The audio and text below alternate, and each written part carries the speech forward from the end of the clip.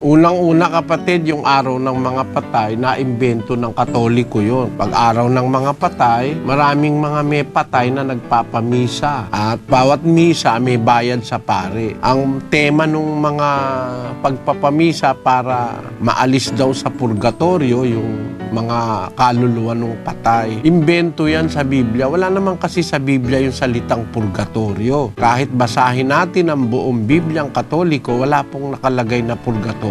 Nung araw po, para matiyak mo na ang isang salita wala sa Biblia, magbabasa ka muna ng buong Biblia, gaya ng ginawa ni Rizal. Kaya niya nasabing walang purgatorio, hindi totoo yun, kasi binasa niya mula Henesis hanggang Apokalipsis. Ngayon, hindi na masyadong mahirap, papahanap mo lang sa computer, mabilis na, wala pang isang minuto, makikita na kung meron ba nun o wala. Basahin natin Sislus yung No Limitangere ni Dr. Jose Rizal. Opo, ito po yan sa No Limitangere, page 72. Ang sabi po dito, "But now, let's see how the idea of purgatory, which is absent from both the Old and the New Testaments, became Catholic doctrine. Neither Moses nor Jesus Christ make the slightest mention of purgatory." Ayun, sabi ni Rizal sa kanyang No Limitangere. Kilala naman natin si Rizal, our national hero is Dr. Jose Rizal. And he was killed by firing squad kasi kaya siya pinatay. Meron siyang mga sinasabing laban sa doktrina ng Iglesia Katolika. Ang isa riyan yung tinatawag na purgatorio. Yung purgatorio, sabi ni Rizal, binasa niya ang buong Biblia mula sa Henesis hanggang Apokalipsis at ang sabi niya, kahit si Moises, kahit si Kristo, walang binabanggit na purgatorio. Kaya yung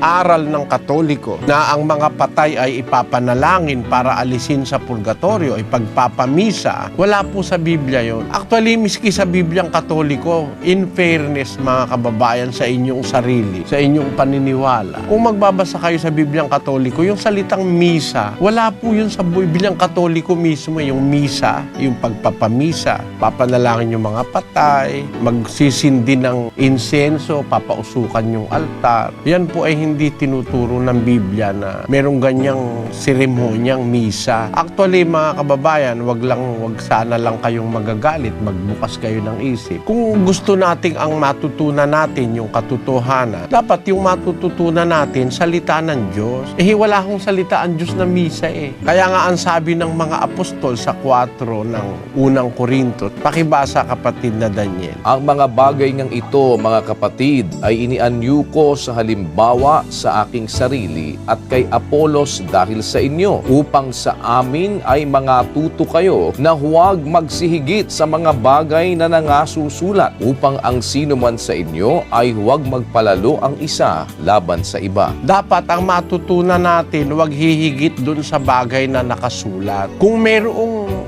purgatorio, dapat sinulat ng mga apostol. Kung may misa, dapat sinulat ng mga apostol. Wala namang sinulat ng mga apostol purgatorio, wala namang misa, wala namang Eucharistia. Wala naman nun eh, mga imbento lang ng Katoliko yun, mga kababayan. Kaso yun ang ating nagustuhang sundan. Kaya sana huwag kayong magagalit. Wala ho sa Biblia yan eh. Kaya yung araw ng patay, mabili ang kandila, mabili ang misa, mabili ang kung ano-anong mga religious mga bagay eh. Pinagkakakitaan nila yan. Kaya may araw ng patay. Pero sa Biblia, wala namang araw ng patay. Sa buong panahon ng Israel, sa buong panahon ng mga Kristiyano, wala kang mababasang nagdiwang sila ng araw ng patay.